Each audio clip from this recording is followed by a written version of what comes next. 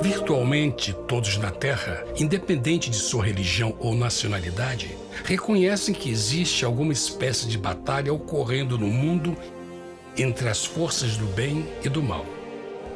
Uma luta colossal entre a luz e as trevas, a verdade e o erro, a opressão e a liberdade, o bom e o mal, e finalmente, a vida e a morte.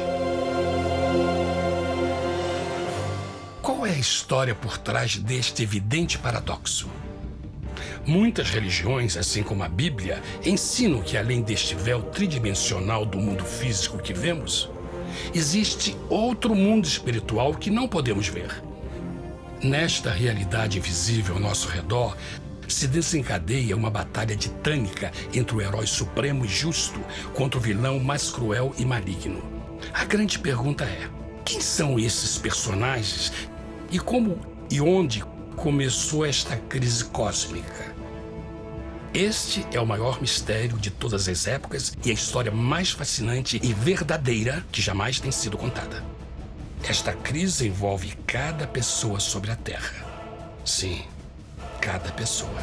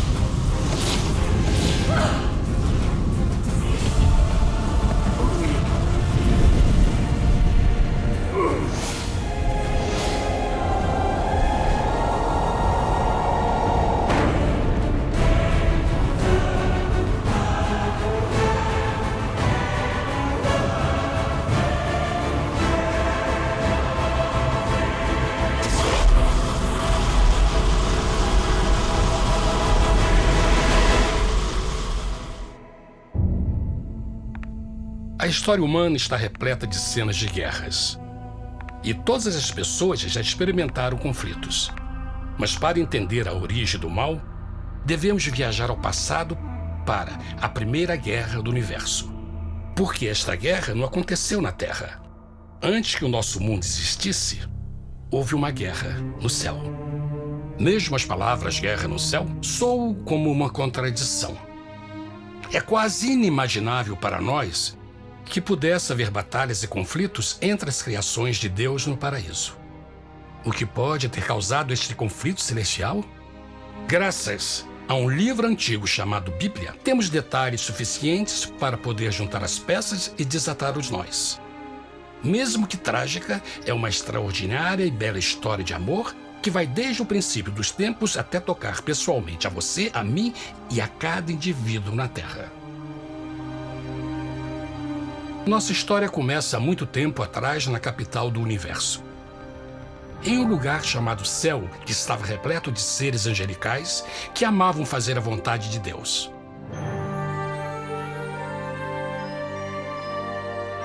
Sob o justo e amoroso governo do Criador, todo o céu desfrutava uma existência de felicidade e perfeita paz. O príncipe supremo do paraíso e comandante dos anjos era o poderoso e amoroso Filho de Deus, mais conhecido com o nome que adotou quando veio à Terra, Jesus. Ele tinha o mesmo propósito e pensamento com Deus, o Pai. O céu, sob o comando compassivo do Pai, Filho e Espírito Santo, provou ser um maravilhoso lugar de paz e alegria.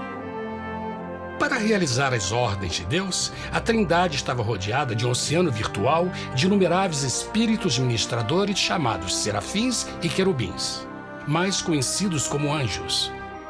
Estas poderosas e inteligentes criaturas descobriram que a felicidade estava em cumprir as ordens do Todo-Poderoso. Mas Deus criou um extraordinário anjo para atuar como líder de toda a multidão celestial.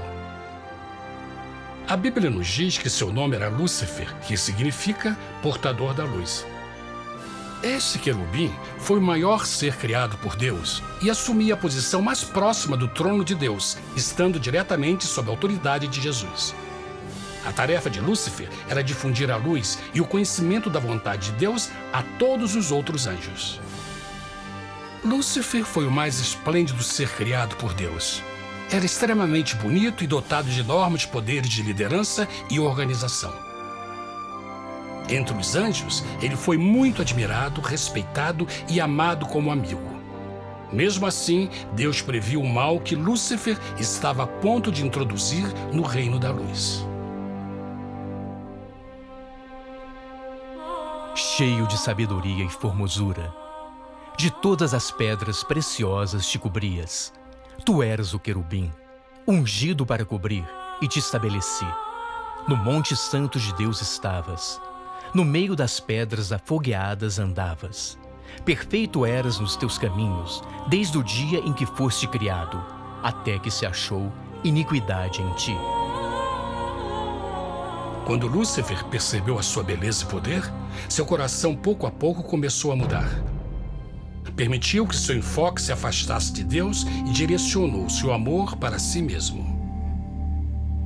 Talvez nunca saberemos completamente como e por que estas sementes de rebelião germinaram em seu coração. Mas o profeta Isaías nos dá uma visão do pensamento de Lúcifer. Como caíste desde o céu, ó estrela da manhã, filha da alva! Como foste cortado por terra, tu que debilitavas as nações! E tu dizias no teu coração: eu subirei ao céu, acima das estrelas de Deus exaltarei o meu trono. Subirei sobre as alturas das nuvens e serei semelhante ao Altíssimo. Lúcifer, aos poucos, começou a cobiçar o poder de Deus, mas não sua personalidade. Ao pensar em suas próprias habilidades e belezas extraordinárias, os perversos tentáculos do orgulho e vaidade congelaram sua mente. Este ressentimento e inveja fizeram com que ele violasse a lei sagrada de Deus e se rebelasse contra seu governo. Precisamos fazer uma pausa e esclarecer algo. Desde o princípio, Deus ordenou que as leis da física governassem o mundo material em que vivemos. Sem essas leis naturais, o universo seria um caos. Do mesmo modo, as leis morais de Deus sempre têm dado segurança e estabilidade ao cosmos. Alguns pensam que os 10 mandamentos não existiram, até que o Senhor os entregou a Moisés no Monte Sinai. Mas as Escrituras nos ensinam que os princípios das leis de Deus sempre existiram por toda a eternidade, pois são a base fundamental de seu reino de amor. Seguros todos os seus mandamentos, permanecem firmes para todo sempre e são feitos em verdade e retidão. Os 10 mandamentos são um resumo das características de um Deus de amor. Os primeiros 4 mandamentos descrevem quem é Deus, seu poder, seu território e autoridade. Os últimos 6 descrevem como é Deus, sua honestidade, sua pureza, sua fé. Todas estas coisas sempre foram verdade e sempre serão verdade.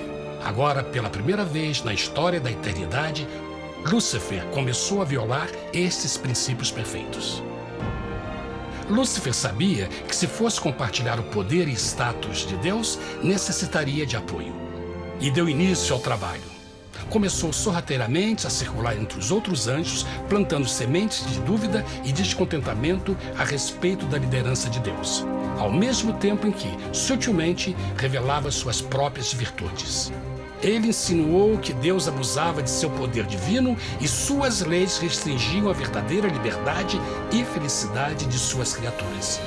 Com seu raciocínio audaz e poder de influência, Lúcifer pôde persuadir a um grande número de anjos a se unirem para seu motim. Talvez se perguntem, como tantos anjos inteligentes puderam seguir esse desertor? Bom, lembrem que até esse ponto nenhum anjo tinha escutado uma mentira. E nesse primeiro estágio da rebelião, os anjos não perceberam a obsessão de Lúcifer em assumir a posição de Deus. Não sabiam que finalmente ele planejaria a tortura e o assassinato do Filho de Deus na cruz com a intenção de ocupar o seu trono. Estranhamente, Lúcifer pensou que poderia ocultar seus verdadeiros propósitos de Deus. Ai dos que querem esconder profundamente o seu propósito do Senhor e fazem as suas obras às escuras e dizem: quem nos vê e quem nos conhece? Não pense nem por um momento que a rebelião de Lúcifer surpreendeu Deus e o pegou desprevenido. O Senhor sabe de todas as coisas e os pensamentos de suas criaturas. Ele entendia exatamente o que estava se passando pela mente de Lúcifer. E piedosamente Deus advertiu o desgarrado anjo do perigo. Mas no final, o orgulho e a vaidade não permitiram que Lúcifer se arrependesse. Então, iniciou a rebelião total contra Deus em vez da humilde obediência. Alguns podem perguntar: isso significa que Deus criou um anjo defeituoso? Não, mas ele criou Lúcifer com livre-arbítrio. Verão que o livre-arbítrio é uma coisa maravilhosa, mas também muito perigosa, incluindo o risco de uma rebelião e a possibilidade de que o amor de Deus seja rejeitado. Vejam que o amor real não pode vir de uma criatura pré-programada e não pode ser forçado, deve ser voluntariamente dado. Por exemplo, mesmo que seja bonito este cachorro robô, na verdade, nunca poderá amar-me. Posso fazer que pareça que me ame, mas só estará seguindo instruções pré-programadas. Não tem opção. Por outro lado, este pequenino está realmente feliz em ver-me. Ele decidiu dar-me seu afeto. E com o tempo, nossa relação se fará mais forte, enquanto eu ame e cuide bem dele. Do mesmo modo, um Deus de amor só quer amor verdadeiro de suas criaturas. E para que isso aconteça, elas precisam ter o livre-arbítrio. A rebelião de Lúcifer é a maior evidência de que ele tinha esta liberdade. Agora, a grande pergunta é: como Deus enfrentaria esta crise? Como lidaria com Lúcifer e com os milhões de anjos que se uniram nessa rebelião? Muitos questionam por que Deus não acabou imediatamente com a rebelião. Afinal, ele poderia facilmente vaporizar Lúcifer com um raio. Mas isto teria solucionado o problema? Não, pelo contrário. Isso só teria intensificado as dúvidas e suspeitas que Lúcifer havia plantado na mente dos anjos. Lembrem que Lúcifer sabia, como ninguém mais, da engrenagem interna do governo de Deus. Sua destruição seria vista como parte de uma grande armação, e a razão que o motivou servir Deus teria sido o medo da represália e não o amor. O Senhor sabia, na sua sabedoria, que a melhor forma de enfrentar a crise era permitindo que tudo seguisse o seu curso. Esta seria a única forma de se assegurar que o mal não se ergueria outra vez. Deixai crescer ambos juntos até a ceifa. E por ocasião da ceifa, direi aos ceifeiros: colhei primeiro o joio e atai-o em molhos para o queimar, mas o trigo ajuntai-o no meu celeiro. Na parábola do joio e do trigo, Jesus descreve que um tempo de crescimento é necessário para que uma planta revele sua verdadeira natureza. No seu entendimento infinito, Deus sabia que, com o tempo, o caráter real de Lúcifer seria exposto e que os amargos frutos de sua rebelião seriam vistos. Até agora, os cidadãos do universo não estavam familiarizados com o pecado e até onde os levaria. Mas isso mudaria quando eles vissem por si mesmos sua terrível natureza autodestrutiva. Afinal, a sabedoria e o amor do governo de Deus seria para sempre confirmado e o universo estaria seguro. Quando Lúcifer e seus seguidores revelaram abertamente sua rebelião, o Senhor soube que não haveria paz se permitisse que eles ficassem no céu. Deveria impor um limite, entrar em ação e enfrentar os rebeldes. Mas Lúcifer e seus seguidores nunca sairiam por vontade própria ou pacificamente. O passo seguinte foi a guerra. E houve batalha no céu. Miguel e os seus anjos batalhavam contra o dragão. E batalhavam o dragão e os seus anjos. Mas não prevaleceram, nem mais o seu lugar se achou nos céus. E foi precipitado o grande dragão, a antiga serpente, chamada o Diabo e Satanás, que engana todo mundo. Ele foi precipitado na terra, e os seus anjos foram lançados com ele. A Bíblia não revela exatamente que tipo de armas foram usadas durante este conflito cósmico. Mas esta guerra foi como nenhuma guerra que os olhos mortais já viram. Apocalipse 12:4 nos diz que finalmente Lúcifer e 1/3 dos anjos de Deus foram expulsos do paraíso.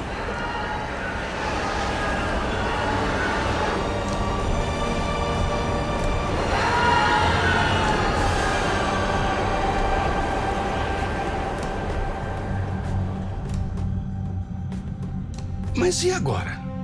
Lúcifer tinha milhões de anjos ao seu lado, mas precisava de um pedaço de chão para continuar sua rebelião.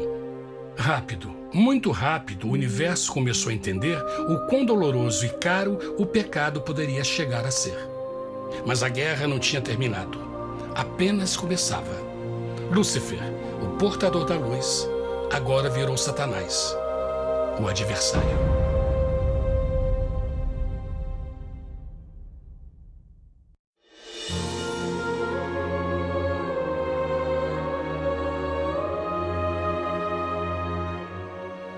Depois da guerra no céu, Satanás e seus anjos caídos foram expulsos da corte de glória. Por um tempo, o diabo e seus demônios vagaram pelo universo buscando inutilmente mundos que se compadeceram e se uniram à sua rebelião. Enquanto isto, o coração de Deus sentia intensamente o vazio que deixou a perda de Lúcifer e seus anjos. Então o Pai, o Filho e o Espírito Santo retomaram o seu trabalho favorito, o maravilhoso trabalho da criação. Decidiram fazer um mundo novo, pleno, com muita variedade e diversas criaturas de amor. Este novo mundo seria único, porque as criaturas principais seriam feitas à imagem de Deus. Para eles, o Senhor também daria o domínio deste planeta novo, que conhecemos como Terra. No princípio, Deus criou a terra. E viu Deus tudo quanto tinha feito, e eis que era muito bom. Que imagem maravilhosa! Deus forma um novo mundo, nosso planeta, Terra. E em cada maravilhoso dia da criação, algo novo e espetacular começa a fazer parte da cena. Por exemplo, no terceiro dia, Deus falou e uma linda e exuberante vegetação fez parte da existência. Plantas de todas as cores, formas e tamanhos. No quinto dia, o mundo estava repleto de espantosas e exóticas criaturas, que podiam tanto se elevar aos céus como deslizar pelas águas azuis. E outras podiam fazer as duas coisas. No sexto dia, houve a introdução de um grande número de animais terrestres. Desde o gigante elefante até o pequeno esquilo, cada um encontrou um lugar nesse novo planeta para viver em harmonia com o resto da criação. E também no sexto dia, Deus criou o homem. E disse Deus: façamos o homem à nossa imagem conforme a nossa semelhança. E formou o Senhor Deus o homem do pó da terra, e soprou em suas narinas o fôlego da vida, e o homem foi feito alma vivente. E plantou o Senhor Deus um jardim no Éden, do lado oriental, e pôs ali o homem que tinha formado.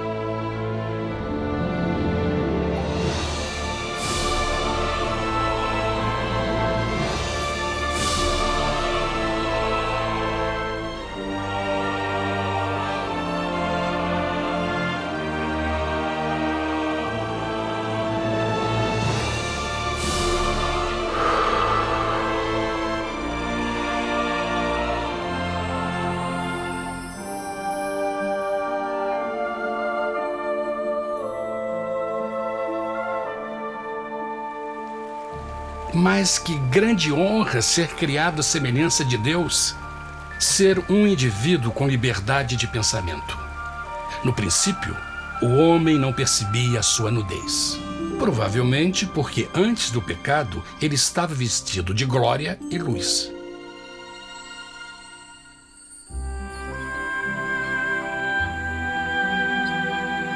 Deus também criou a companheira perfeita para Adão, sua bela esposa Eva.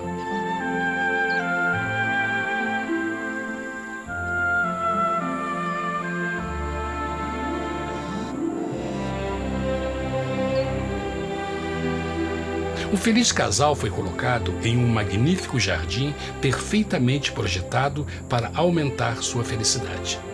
Para Adão e Eva e as outras criaturas da terra, também foi dado o privilégio divino de procriar a sua própria imagem. A intenção de Deus foi que a raça humana tivesse domínio sobre este paraíso perfeito para sempre. Eternamente felizes e saudáveis, trabalhariam com a flora do jardim de Deus enquanto desfrutariam o afeto e companhia de todas as criaturas sob seus cuidados. O ambiente que nossos primeiros antepassados experimentaram foi muito diferente do mundo de hoje. As rosas não tinham espinhos, os insetos não mordiam nem picavam, e os leões e as ovelhas brincavam juntos. Mas a grande bênção era os humanos viverem em perfeita harmonia com seu Criador. A cada 7 dias, Adão e Eva descansavam de seu prazeroso trabalho e gozavam de uma comunhão visita de seu Criador. Era um mundo esplêndido e maravilhoso. E esse estado de felicidade teria continuado eternamente se nossos primeiros parentes tivessem mostrado fidelidade como uma simples prova. Mas da árvore do conhecimento do bem e do mal, dela não comerás, porque no dia em que dela comeres, certamente morrerás. Visto que o adversário havia contaminado o universo com sua rebelião, o Senhor viu a necessidade de uma simples prova de amor e lealdade. Lembrem que os anjos bons acabaram de ver 1/3 de seus amigos serem expulsos do céu durante a guerra. Como estariam seguros de que esses novos humanos não se uniriam a Lúcifer e causariam problemas? Então o Senhor plantou uma árvore no jardim, uma árvore cujo fruto não deveria ser comido sob pena de morte. Ao passar por esta simples prova de obediência, Adão e Eva mostrariam a lealdade para com Deus e a fé em sua palavra. Ainda mais, era uma prova de amor. Por isso, Jesus disse em João 14, "Se me amais, guardais meus mandamentos." Mas alguém mais soube desta prova de fé e estava determinado a usá-la em seu favor. Satanás estava com inveja dos humanos que desfrutavam da bendita vida que ele perdeu. Sua feliz existência estava em total contraste com a sua, que agora estava cheia de culpa, pecado e miséria. Com ressentimento e raiva, não estava disposto a deixar o casal em paz, pois o pecado sempre buscará arrastar a outros consigo.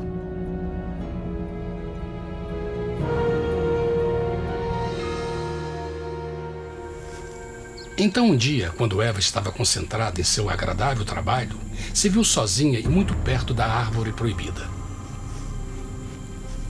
Foi quando Satanás viu sua oportunidade. Através de uma serpente hipnotizante, o anjo caído chamou Eva até a árvore e a envolveu em uma conversação.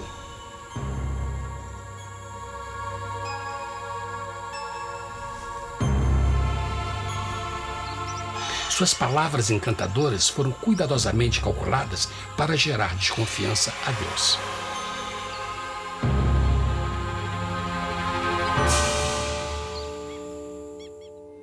A serpente replicou à mulher: "De modo algum morrereis. Deus sabe que no dia em que dele comerdes, vossos olhos se abrirão e sereis como Deus, conhecedores do bem e do mal." A mulher notou que a árvore era boa para comer, pois era atraente aos olhos e desejável para alcançar sabedoria. Colheu o seu fruto e comeu. Deu também ao seu marido, que comeu assim como ela. Tragicamente, quando Eva escutou a suave e sedutora voz do tentador, começou a ter certas dúvidas da palavra de Deus. A serpente enganou-o com a promessa de grande poder e sabedoria. Isso chamou sua atenção. Além disso, Aparentemente, um fruto deu à serpente a habilidade de falar. Que outros poderes poderia dar a ela? E mesmo tendo acabado de conhecer a serpente, ela confiou em sua palavra acima da de Deus, quem a criou, e lhe deu um paraíso para viver. Então, Eva comeu o fruto proibido e convenceu seu esposo a fazer o mesmo. Adão poderia ter escolhido ser fiel a Deus, mas colocou seu amor pela esposa acima do seu amor por Deus. Quando os nossos primeiros parentes mostraram lealdade ao inimigo, o domínio da terra foi tomado por Satanás. Não sabeis que, vos oferecendo a alguém para lhe obedecer, vos tornais escravos daquele a quem obedeceis? Ninguém pode servir a dois senhores. Este mundo agora seria o último campo de batalha entre o bem e o mal, e o coração de cada homem e mulher seria o prêmio. Adão e Eva não se deram conta desse tempo, mas seu momento de desconfiança e desafio abriria as comportas do sofrimento de milhões de pessoas durante milhares de anos.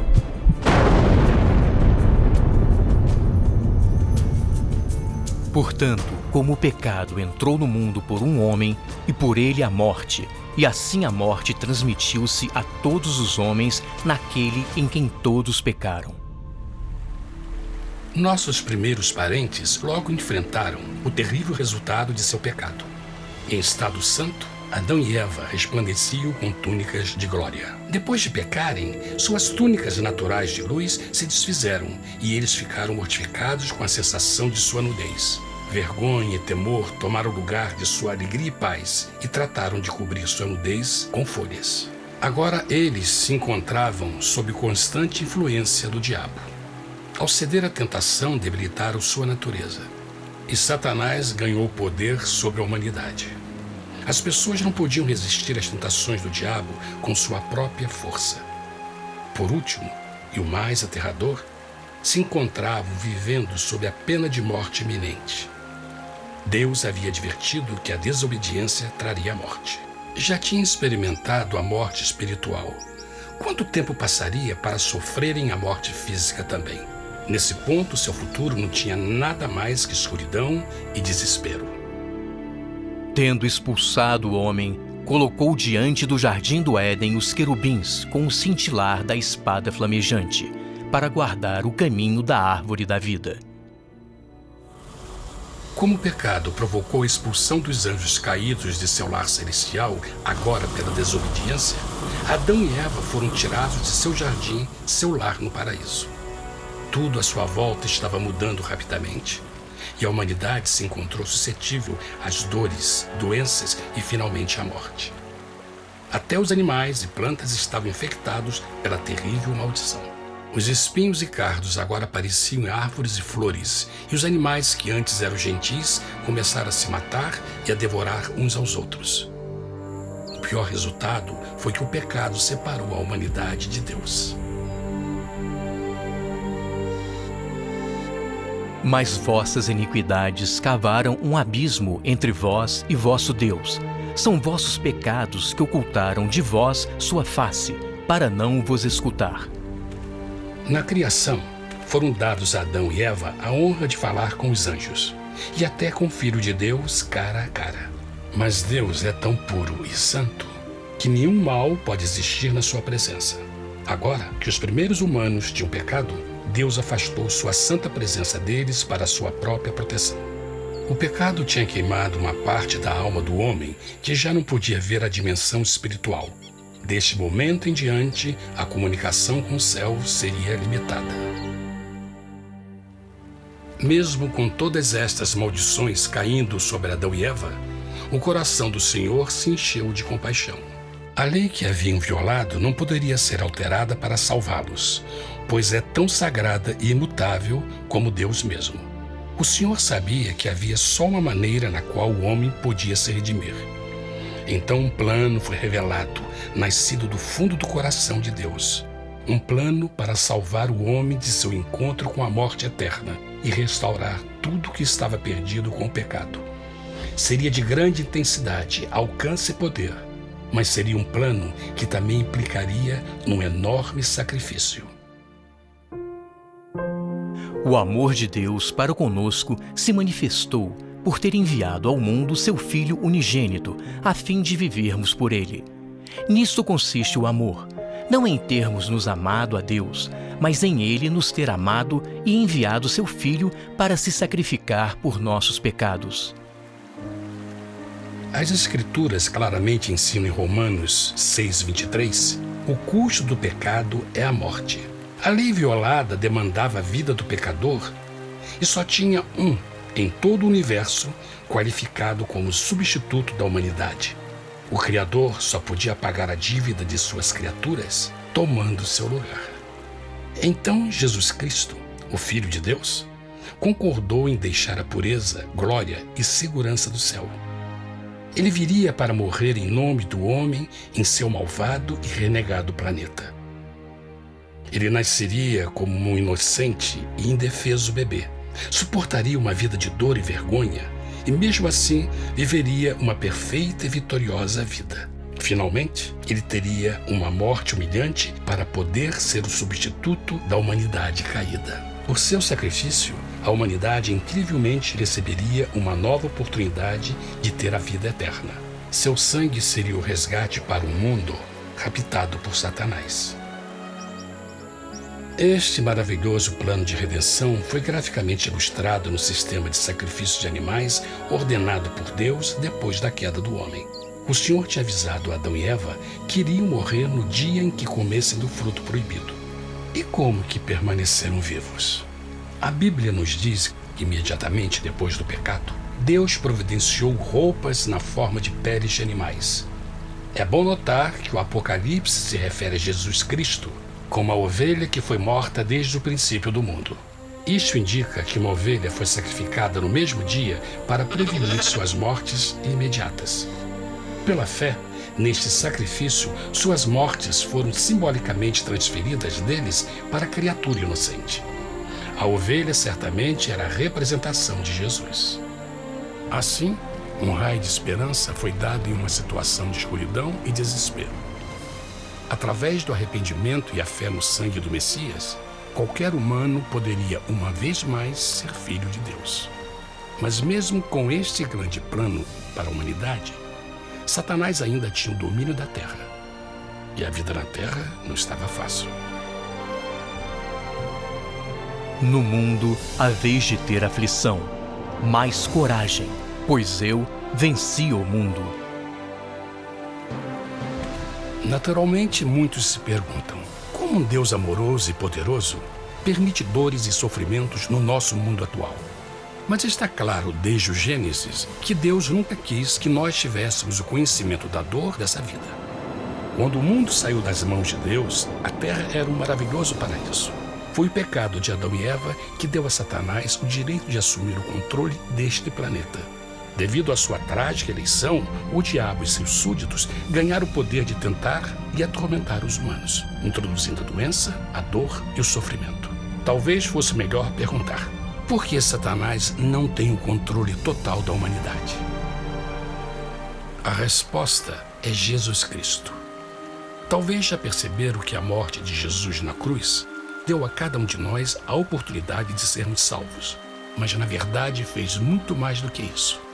Quando o Salvador ofereceu sua vida para redimir a terra, esse ato poria restrições ao controle de Satanás sobre a humanidade. Satanás não poderia forçar nossa vontade e seu poder de nos ferir seria limitado. O sacrifício de Cristo também nos trouxe um tempo de prova, durante o qual poderíamos ver a diferença entre o governo de Deus e o de Satanás, e então decidir a quem servir. Finalmente, pelo sacrifício que fez Jesus, o reino de Satanás chegará ao seu final, e um dia a terra será devolvida ao homem mais maravilhosa do que era no princípio. Mesmo Adão e Eva tendo começado suas vidas como exilados do paraíso, ainda tinham esperança. Deus providenciou peles de animais sacrificados para se cobrirem. Mas o mais importante, ele prometeu o sangue do Cordeiro de Deus para pagar por seu pecado, se aceitassem a Cristo e se arrependessem. Uma grande pergunta permanece: as pessoas aceitariam o grande presente de Deus? Como escaparemos se agora desprezarmos a mensagem tão sublime da salvação? A incrível história que acabaram de escutar é verdade e afeta vocês. Pois, pelo desejo de Satanás de ser Deus e a desconfiança e desobediência de Adão e Eva, todos nós nos encontramos em uma situação perigosa. De um lado, a humanidade foi grandemente favorecida por Deus com uma segunda chance de recuperar nosso lugar no Éden. Por outro lado, se nós desistirmos de aproveitar esta grande chance, nos tornaremos escravos de Satanás e finalmente seremos destruídos quando Deus limpar o universo do pecado. Amigos, não há melhor hora de fazer sua escolha por Jesus do que agora mesmo. Nenhum de nós sabe quanto tempo mais teremos que viver nesta terra. Jesus nos tem mostrado grande interesse no seu bem-estar e seu amor por vocês o levou a providenciar uma maneira de escaparmos de uma futura destruição. Ele quer que você o aceite e se arrependa de seus pecados. Através de Cristo, pode encontrar o perdão para tornar-se como Ele em caráter. A triste notícia é que Satanás atua de todas as formas possíveis para evitar que aceite o presente da salvação de Deus. Devido à nossa rotina da vida, o amor ao dinheiro ou alguma outra distração fascinante, ele trabalha para manter a todos ocupados e afastados do que, na realidade, mais importa, sua salvação eterna. Para que entendam a realidade da situação e que se você não escolhe a Jesus por omissão, está escolhendo a Satanás. Mesmo que a terrível escolha de Adão e Eva nos traga morte e miséria, vocês agora podem tomar uma melhor decisão. Deus está oferecendo uma paz que satisfaz o anseio mais profundo de sua alma e uma alegria que não encontrará nas atribulações deste mundo.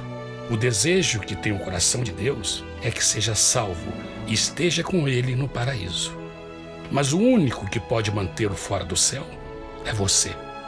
Imagine a tragédia que seria se você recusasse este precioso presente. Você pode decidir hoje e aceitar a salvação que Deus prometeu. Na verdade, nesse momento, pode aceitar a vida eterna através de Jesus Cristo. Posso convidá-lo para que acompanhe agora mesmo em uma simples oração, aceitando sua maravilhosa oferta? Por favor, repita depois de mim. Querido Pai Celestial, venho a Ti agora e humildemente pedir Teu perdão. Senhor, confesso que sou um pecador e violei Tua santa lei. Entendo que a pena por esse pecado é a morte. Acredito que Jesus Cristo sofreu e morreu na cruz para receber o castigo por todos os nossos pecados. Acredito que Jesus ressuscitou e eu o aceito como meu Salvador pessoal. A partir deste momento em diante, Te dou o meu coração e eu o aceito como o Senhor da minha vida. Por favor, perdoa todos os meus pecados e envia Teu Espírito para ajudar-me a fazer a Tua vontade. Te agradeço por Teu grande amor e aceito Teu presente da vida eterna. E eu oro tudo isso em nome de Jesus. Amém.